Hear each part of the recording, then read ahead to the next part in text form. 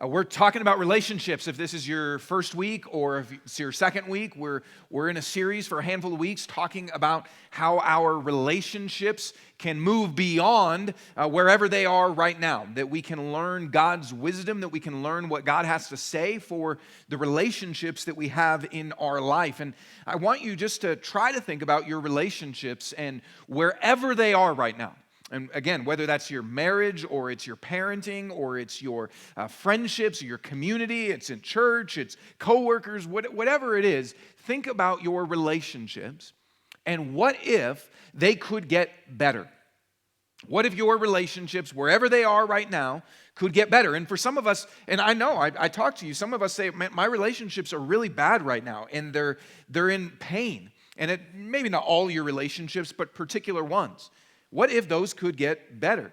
And for some of us, it's just we want to develop relationships. We want to actually have relationships. And what if that could get better? And for some of us, our relationships we feel are really good. There's a lot of strength in them. There's a lot of health in them, but they can always get better. Relationships are a lifelong thing. Whether you've been married for 1 year or you've been married for 40 years, you still want your relationship to get better. Whether you've been a parent for 1 year or you have been a parent for 40 years, those relationships can get better. We want our relationships to get better. What if they could? What if wherever they are right now, there's more? What if you could move beyond wherever they are currently? And today we're going to talk about serving. And talk about serving one another. And that's a big part of our relationships. All the relationships we have involve serving in some way.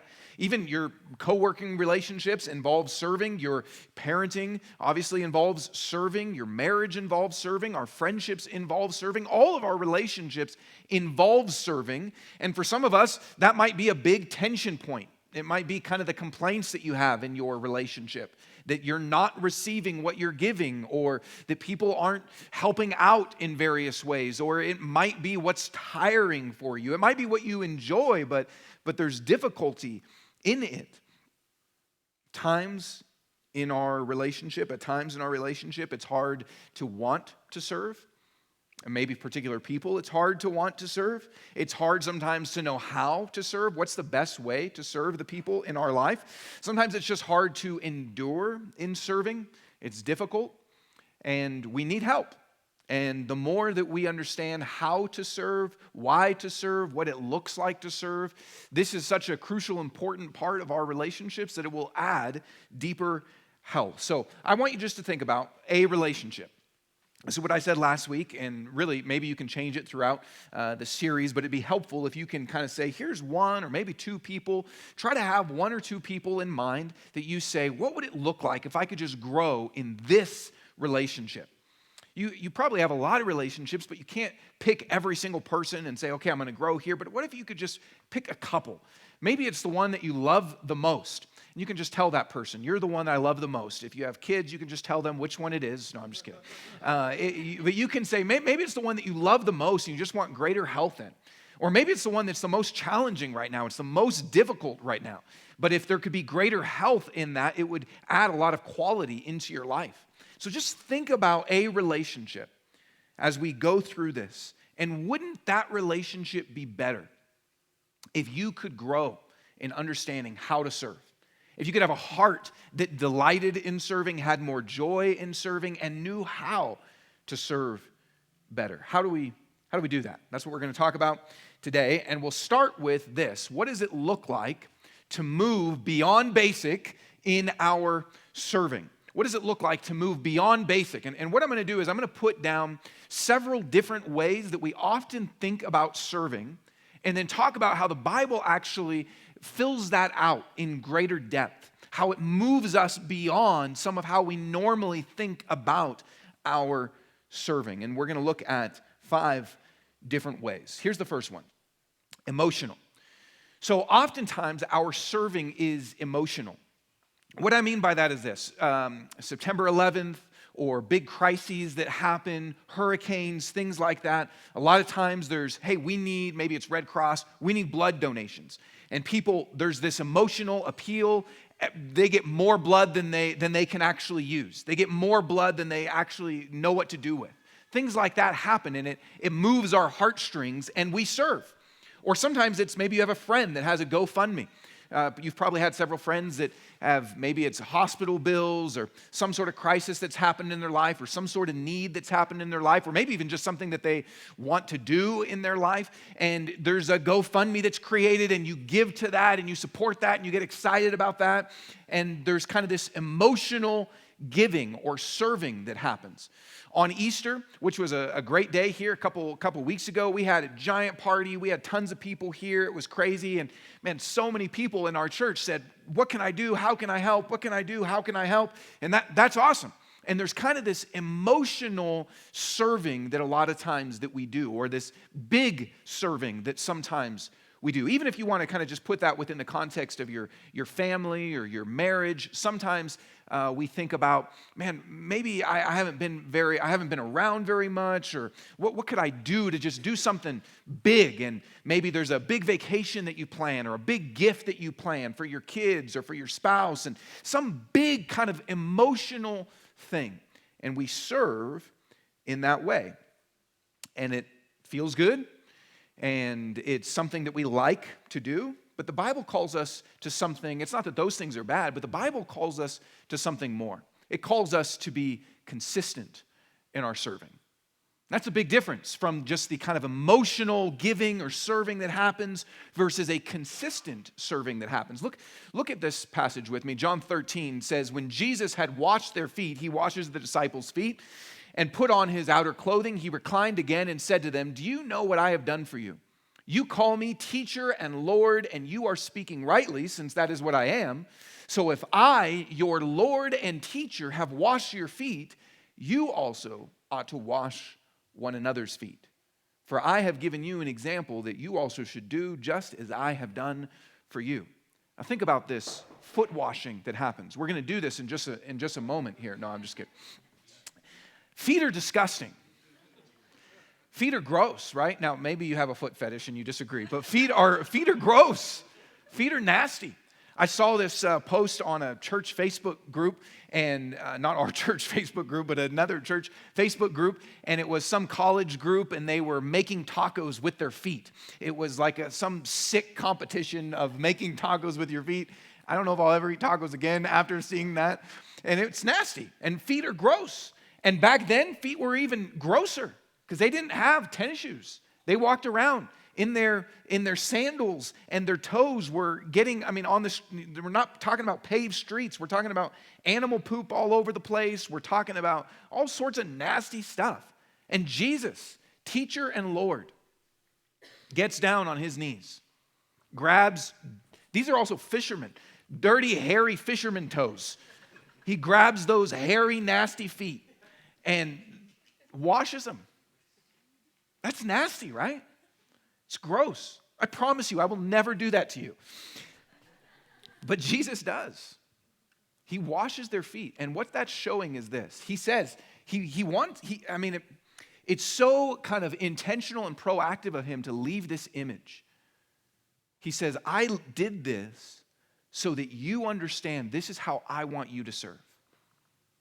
Basic, daily, mundane serving.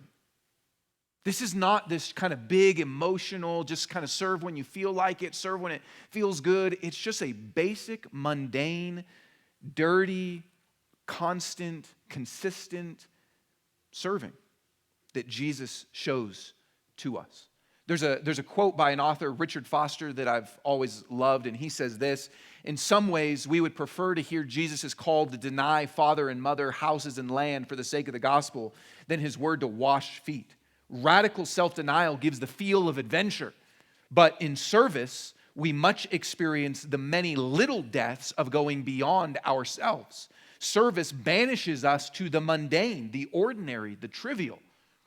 This is what Jesus calls us to. This is what it looks like to move beyond just kind of emotional or even extravagant serving into the consistent, mundane over and over again. Think about, it's easier in some ways to buy a spa day for someone you love, a spouse, than it is to just every day do the dishes Now, some of you are like, I want the spa day. I'll take the spa day. That's fine. Do that too. But that's easier, right? It's easier to be like, I'm sorry, or, I haven't been around, so I just want to do kind of this big thing instead of just the daily, often foot washing that we're called to. It's easier to take your kids to Disneyland or to an amusement park or some trip than it is to say, we're going to commit every day to doing a family devotion time where we read the Word and we pray and I disciple my kids.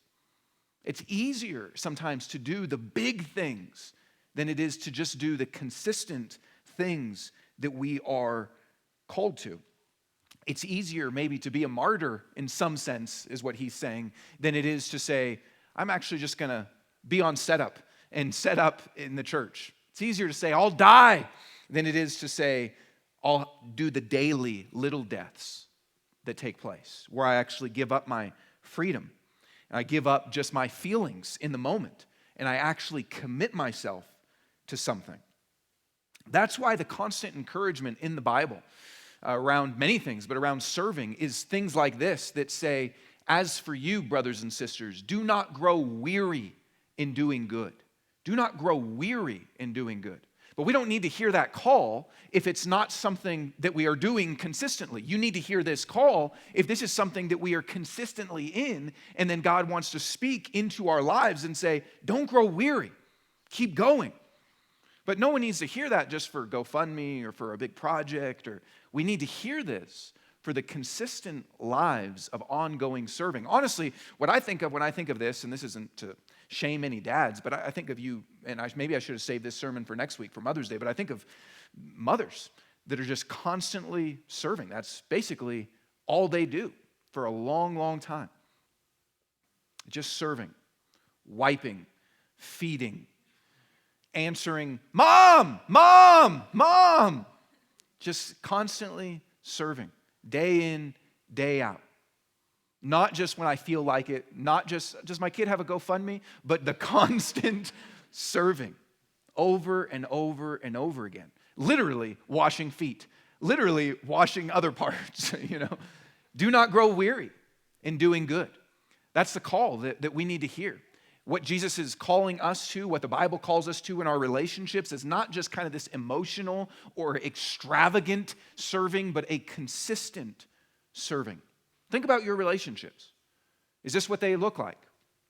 As we go through each of these things, I'm going to ask you kind of those assessment questions. Is this what it looks like for you right now? And what would it look like if it did? What daily habits or weekly habits do you need to add into your life? Where do you need to commit yourself instead of just when it feels good, I'll do something? Where do you need to say, I am committed to this. I give myself to this. No longer just the freedom of being emotional to serve when you want, but to actually say, I'm committing myself to a consistent serving. This is the first one. Second is action. Now, action is good, and there's a lot of talk that we have different phrases where we say things like, put your money where your mouth is, or talk is cheap. And so we know that words are not enough, that we need action, right? We know that sometimes we say things, but we don't back it up. What's the other phrase? You talk the talk, but you got to walk the walk, right?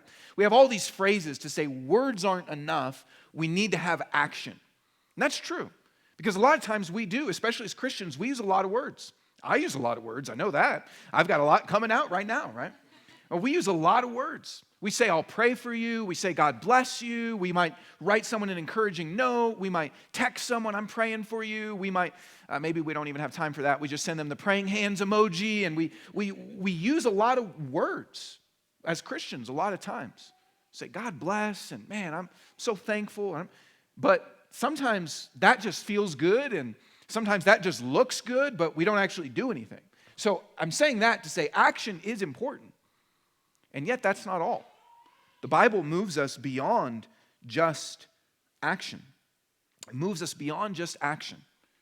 And if you think about your relationships and you say, I need to not just talk, I need to act. Okay, that's a starting place. But it moves us beyond that. That's kind of basic level one. What the Bible calls us to is sacrifice. to not just do acts of love, but to have sacrificial love, to have not just acts of service, but sacrificial service. Let me give you a few different places that it says this. 1 John 3:16 says, "This is how we have come to know love. He," that's talking about Jesus, "laid down his life for us. We should also lay down our lives for our brothers and sisters. If anyone has the world's goods and sees a fellow believer in need, but withholds compassion from him, how does God's love reside in him?" This says that God's love is sacrificial. He didn't just do something, he laid down his life. That is saying, here is what love looks like. Here's how you know if you love. Is your love self-sacrificing? Does it look something like laying down your life?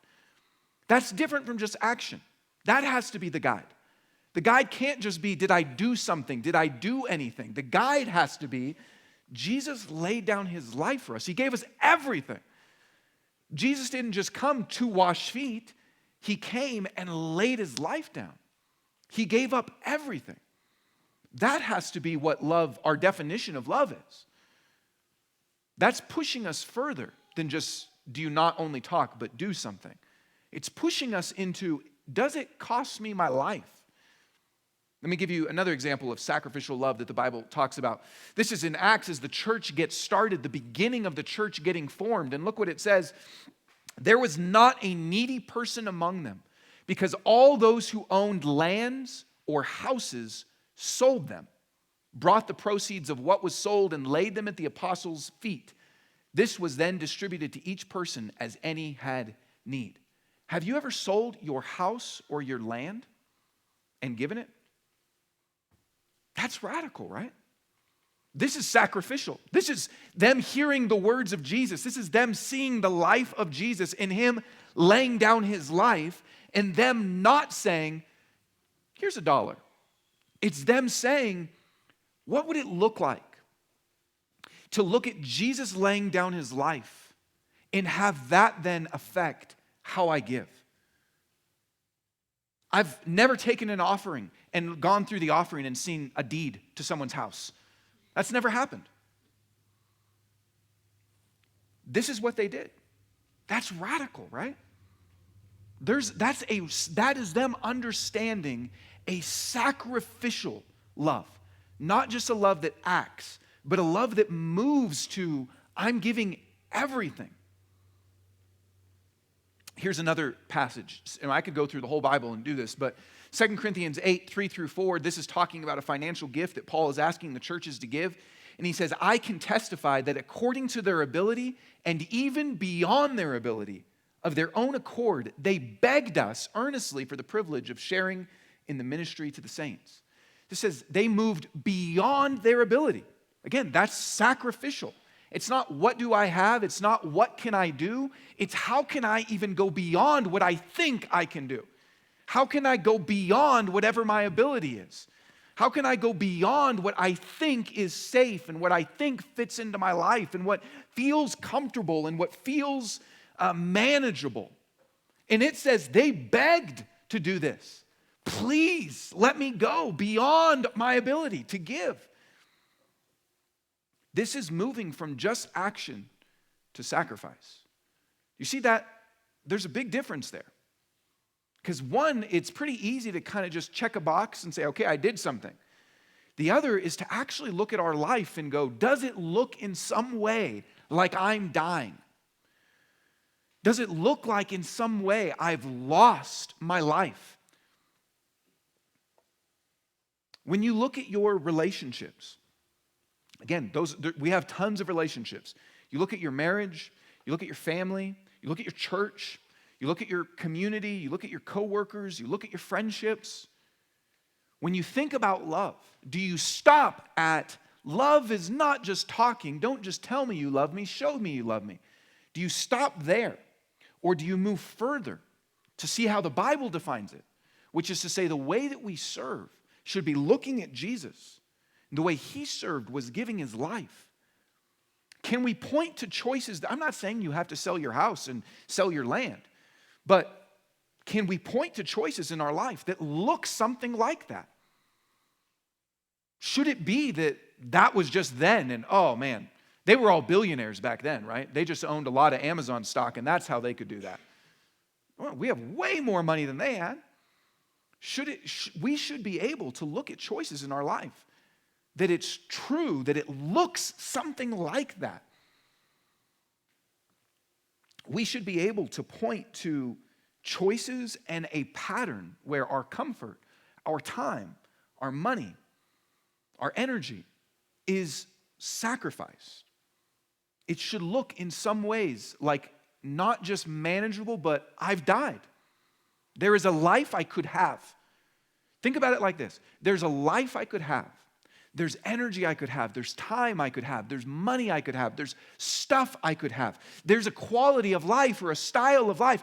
I could have this, and I've said no. Instead, I'm choosing this. That's sacrifice. That's laying down my life. What if we did that? Think about your relationships. What if we did that? Wouldn't that be transformative? Wouldn't that change things? Wouldn't that, even that would change our world, really. This is what we're called to. And then third, there's kind of random serving. And again, none of these, don't hear any of these as this is bad. It's just that we are to move beyond this. The Bible pushes us further than this. There's random serving, which there's a movie several years old now, but that kind of popularized the idea of random acts of kindness, okay? Random acts of kindness, great idea. You see someone and just do something nice for them. Anytime I drive by a lemonade stand, I love to just give them money, buy some lemonade. Usually I take a drink and then toss it because it's nasty. But just, I love to support kid entrepreneurs and just, it's kind of a random act of kindness. I'm not saying today I'm going to find a lemonade stand. It's just, I see them, give them some money, there you go, okay? Now, don't try to sell me lemonade. I'm not going to buy it from you unless you're a kid. Then I'll buy it from you. This is popular. Sometimes you see these videos on Facebook or Instagram of someone going into a restaurant giving a big giant tip to somebody, right? And the waitress or the waiter's crying and, oh, this is so beautiful. And that's great. I was a waiter for a long time. And I never got one that was video worthy, but I got, someone one time that was an alumni from the same college I was going to school at, and she gave me like a $100 tip. And it's like, oh man, she's like, have a great time at your school. So good. So those are beautiful, okay? Do that. But the Bible calls us so much further than just these random acts of kindness or just, again, kind of this emotional serving that we at times do. What does the Bible tell us? It tells us to be intentional in our serving. There's a big difference than just randomness where we choose when, how, what to do, and intentionality. Here's some of the places that we see this. 1 Thessalonians, Paul writes, see to it that no one repays evil for evil to anyone, but always pursue what is good for one another and for all. That idea of pursuing means you are looking for it. You're trying to find ways to do it. You are seeking after it. You're pursuing what is good for one another, that's the Christian family, and for all. You are going after it. You're pursuing it.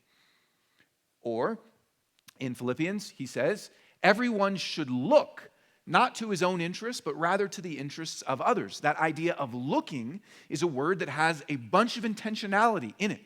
It's to say that you are to proactively seek how to look after the interests of other people. That's a proactivity. That's an intentionality. It's not just random, it's pursuit. It's seeking or looking or trying or a diligent searching. It's an intentionality. Now listen, we do this for ourselves, right? You are diligent in seeking your interests. That's why he says, not just to your own interests, because we already do that. We all seek our interests in various ways. Maybe you set goals and say, where do I want to be in life? And what do I want to buy? Or what weight do I want to be? Or what health do I want to have? Or what home projects do I want to do because it would be good for my quality of life? Or what things look like? Or we all seek our own interests all the time. If you've ever gone on Yelp or Google reviews before choosing a place, You're seeking your own interests. I never eat anywhere. If the stars aren't a certain level, I never go anywhere. I won't do anything if the stars aren't there. I hate it. I trust in Google and I trust in Yelp because I seek my own interests. I don't want to eat crap. I want to eat something good. I don't want to go to a place or coffee. I want to seek my own interests, right? I don't watch any movies that don't have a certain Rotten Tomatoes rating. I don't want to waste my time. I seek my own interests. Now, you might not be that intense as I am, but I'm kind of a ratings junkie, but you seek your own interests. We all do that. And not just you, people do that for you. The algorithm does that for you. When Netflix says, we think you'll like this, they are seeking your interests for profit. But when they say, we think you would like this book on Amazon, or we think you would like this product based on your search history, we think you would like this. Based on us listening to your phone, we think you would like this, right? They are seeking your interests. They're seeking their interests, but they're making you think that they're seeking your interests. That is pursuit.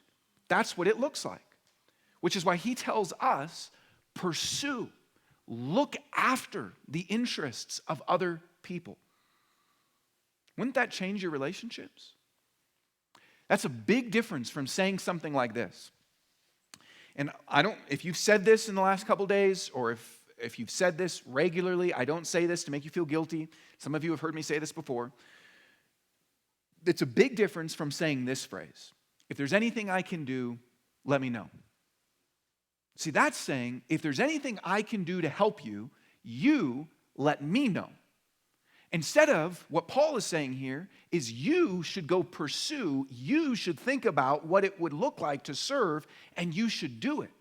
You should be proactively thinking, how can I serve you? What can I do for you? How can I help you? Instead of putting the weight and the onus on somebody else to say, if there's anything that I could ever do, let me know. If I were to say to my wife, if you ever need flowers, let me know. If I can ever help around the house, just let me know. Until then, I will be happy on my movie that has a 90% rating on Rotten Tomatoes, right? If I just say, let me know. One time we had a friend that came up to us, and I think we were having a hard day or something at church, and they said, hey, I'd love to bring you a meal today. We said, that's so kind of you, thank you. But if they had come up and said, hey, if there's anything I can do for you, it looks like you're having a rough day. If there's anything I can do for you, let me know. I wouldn't have said, could you bring me a meal tonight? I wouldn't have said that, right? And then probably you would feel like I was rude if I said that. Go, why? How could you say that to somebody? They said, if there's anything I could do, let me know. Yes, I'd like you to do this. But see, if we do that, what does it do? It feels good. Feels nice. I offered my help. I'd let them know if there's anything I can do. You just let me. Listen, by the way, this is not a sermon on work, but it might help you in your job. If in your job you say, hey, if there's any way I can help around more, let me know. That's not that great. But if you are a person that's proactive and continually saying, hey, can I do this? Can I work on this? Those are the kind of people that get promoted. Those are the kind of people that get more responsibility handed to them. Is the people that are aggressively saying, I want to serve. How can I do that? And keep pushing in. What if we did that in our relationships? What if we took it upon ourselves to say, I'm going to look where people have needs. I'm going to look at where people have hurts. I'm going to look and I'm going to act. I'm going to try to learn and try to come up with ideas and take it upon myself. I'm not saying you can never ask someone how you can help, but if you do, it should be done seriously and with intentionality. I often sit down with my wife and she does the same with me and say, hey, how can I serve you better? That's different though than saying, if there's anything I can do, let me know. It's actually wanting feedback so that we can then act upon it. There's an intentionality behind that as well. And let me even just kind of show you a little bit more on this. If you want to live this way, you can't do it trying to fit things in. There has to be an intentionality of just how you build your life as a whole. This is a principle from the Old Testament that I want to show you in Leviticus.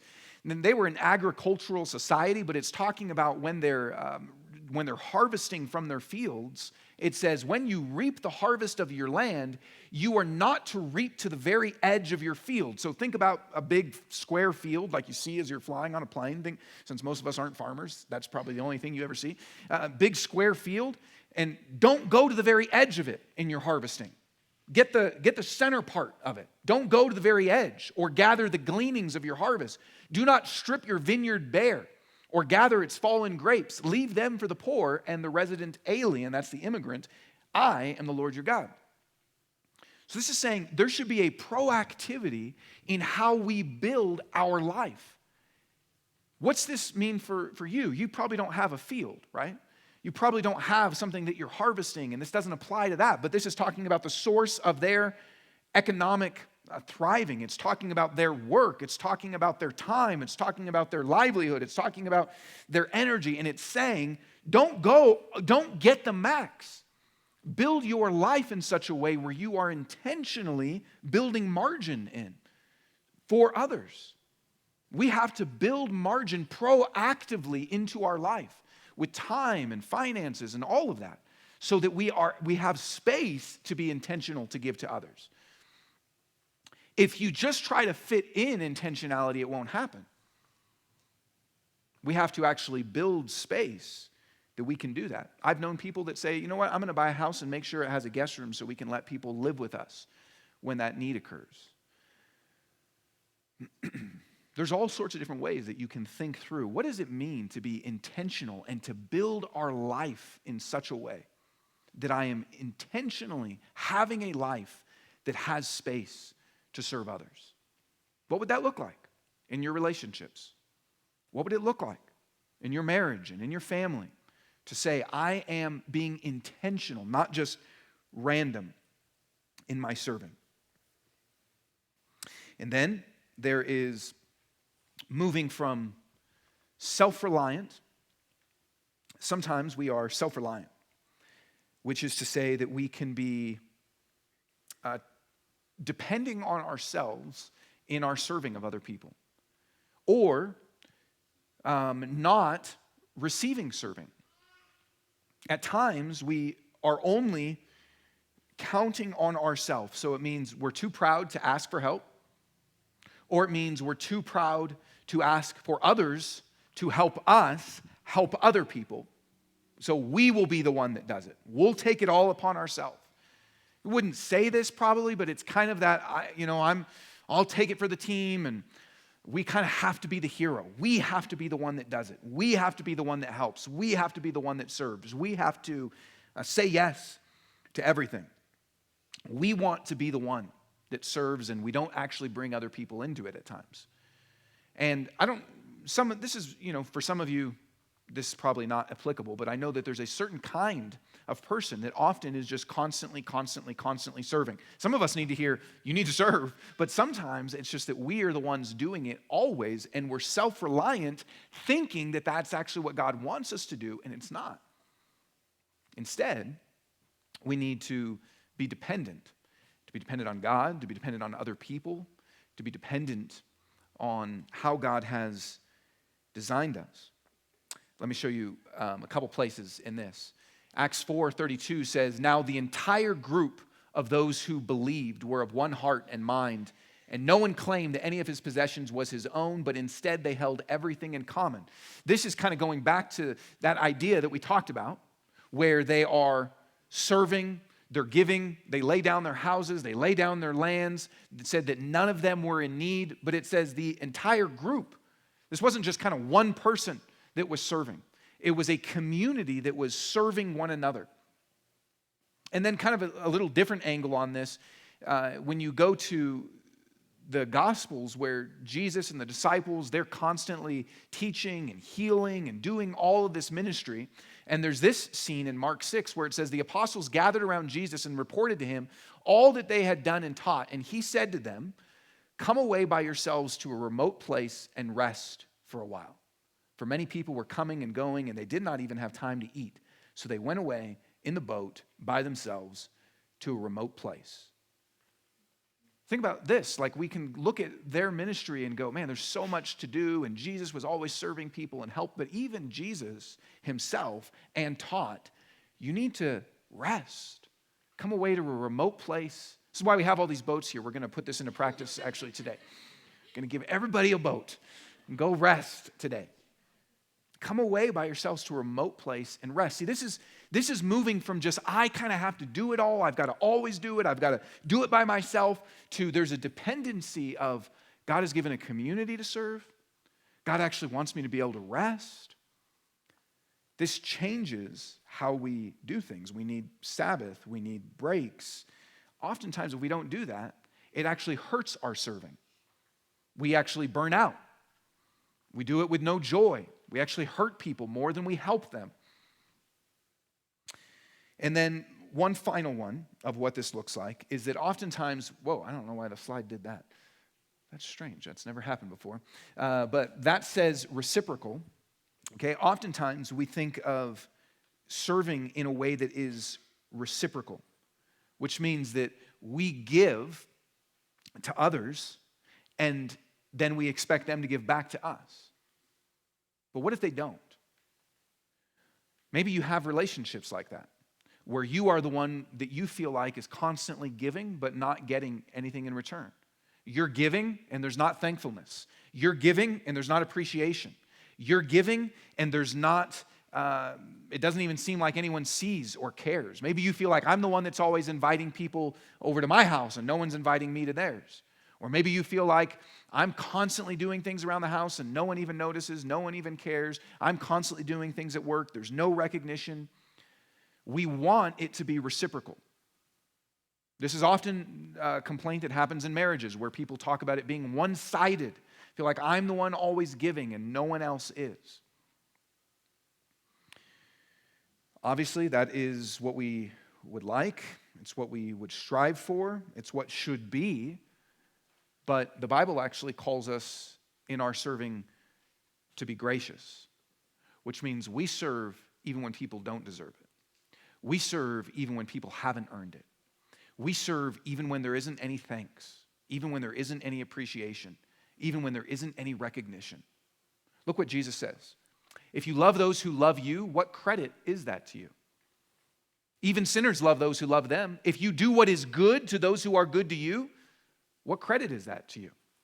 Even sinners do that. And if you lend to those from whom you expect to receive, what credit is that to you? Even sinners lend to sinners to be repaid in full. But love your enemies. Do what is good and lend, expecting nothing in return. That's really pushing us to grace. Saying if you just do what's good and you just love and you just help out those that do the same to you, that at its core is the same thing that people that don't know God at all do. Jesus has loved us with grace and calls us to love with grace. Where in your relationships have you maybe stopped serving because you haven't gotten back? Where in your relationships do you feel like you've given and haven't received? Jesus says not to expect. Not to expect. Think about how freeing that would be, actually. I know this is a challenging call, but think about how freeing it would actually be to say, I'm just going to give and not expect anything back. I'm going to serve and not expect anything back. And then anything I do get, that's just icing on the cake. Think about how freeing that would be. This is what Jesus calls us into. So this is what it looks like. When we ask this question, what does it look like to move beyond basic in our serving? That's the picture in our relationships. This would be better, right? If we could serve like that, if we could actually be intentional and we could be consistent and we could be gracious and we could be sacrificial, that would be better in our relationships. And here's one other thought I want to give you of what this means. It means that this is the kind of community that God wants you to experience. Why would God give us all these commands? Why would God give us all this instruction that says, here's what I want it to look like. I want it to be consistent, sacrificial, intentional. The Bible is filled, and I'm really just giving you a sampling, but you know what that means? It means God wants you to experience this kind of serving. It means He wants you to give it, yes, okay? And that's really what I want you to think about and really take. But what it means is this is the kind of community God is trying to create, that he wants you to be able to be a part of and experience. If you have kids and you have a babysitter come, you might give them kind of a long list of, okay, make sure they do this and make sure they don't do this and make sure to give them this and we do this kind of story or we do this kind of thing. And you give kind of rules, and those rules are both things that you don't want to happen and things you do want to happen because you love your kid and you're handing them to a stranger or to someone you hopefully know a little bit or did a background check on or something, but you're handing them over, whether that's at daycare or it's a babysitter or whatever it is, or even at school, but you're saying, I want you to make sure they're taken care of. And when God is giving all these instructions to the church and how relationships are to be, he's saying, I want you to experience this. God is giving this recipe because he wants us to be experiencing a consistent serving, a sacrificial serving, an intentional, dependent, gracious serving. That's a good God that would design things in this way. Now, last thing is what can help us serve in this way? Because I'm saying this is moving beyond basic, which means it probably is more challenging. As you hear those things, as read those things, it can be challenging, maybe even overwhelming. Say, man, I was kind of good with not just saying I love you, but doing something every once in a while. I was kind of good with GoFundMe. I was kind of good with just some of those things. This can be overwhelming. It can be challenging. Maybe we even feel like, well, I guess I suck as a friend. I'm not doing anything well. What can help us? What can help us to grow, to have the kind of heart that serves in this way that he's calling us to? And there's 3 things I want to show you. The first thing is this. Jesus says that whatever we do for other people, we are doing to him. And with that motive in our heart and our mind, it transforms how we serve. Look what he says, Matthew 25. For I was hungry, and you gave me something to eat. I was thirsty, and you gave me something to drink. I was a stranger, and you took me in. I was naked, and you clothed me. I was sick, and you took care of me. I was in prison, and you visited me. Then the righteous will answer him, Lord, when did we see you hungry and feed you, or thirsty and give you something to drink? When did we see you a stranger and take you in, or without clothes and clothe you? When did we see you sick or in prison and visit you? The king will answer them, truly I tell you, whatever you did for one of the least of these brothers and sisters of mine, you did for me.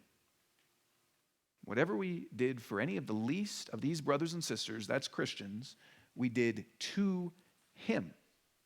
There's other places in the Bible that give us this same idea, but it's saying that as we serve each other when we have need, we are serving him.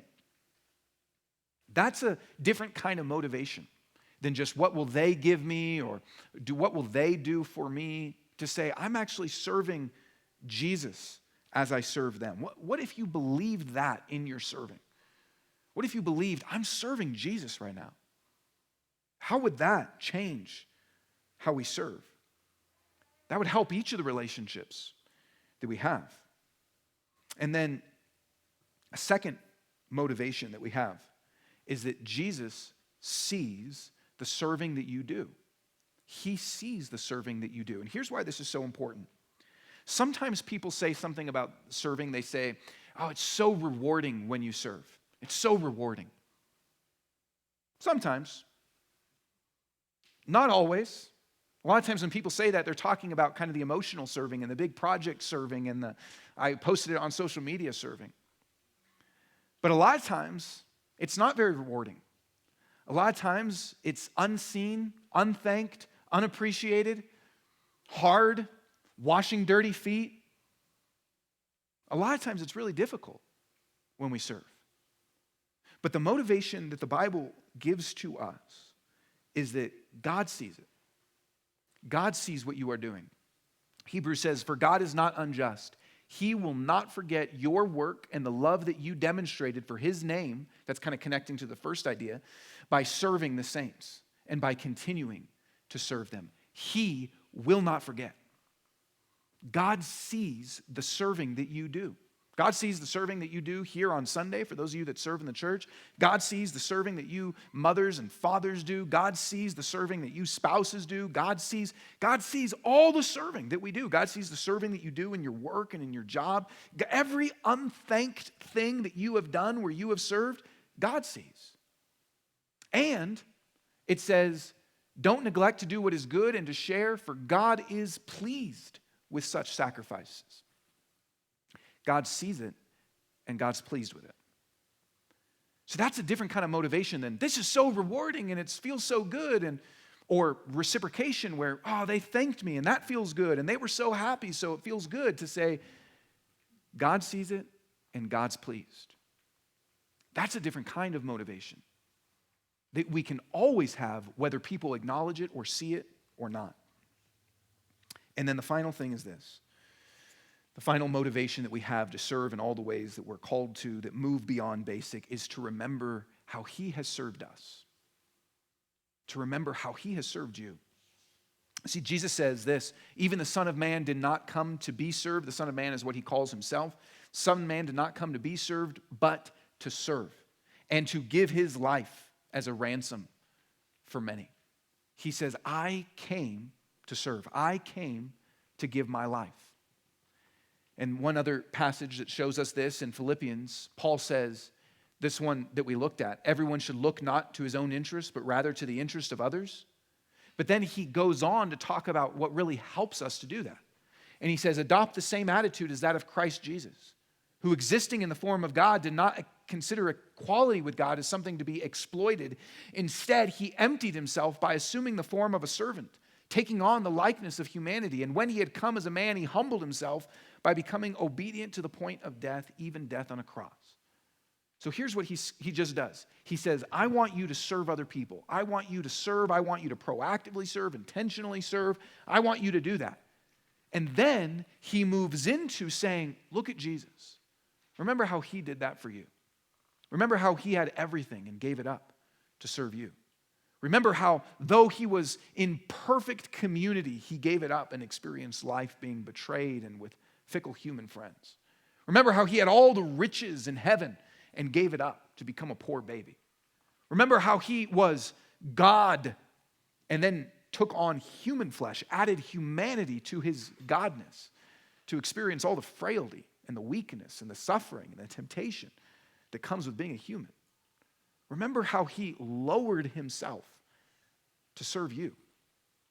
Remember what He gave up to serve you.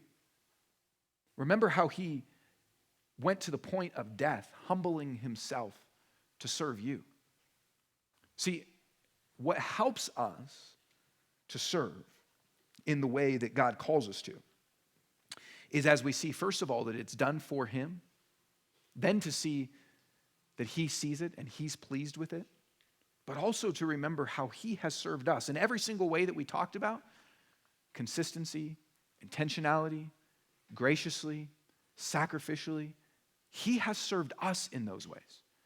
God intentionally serves you. God consistently serves you.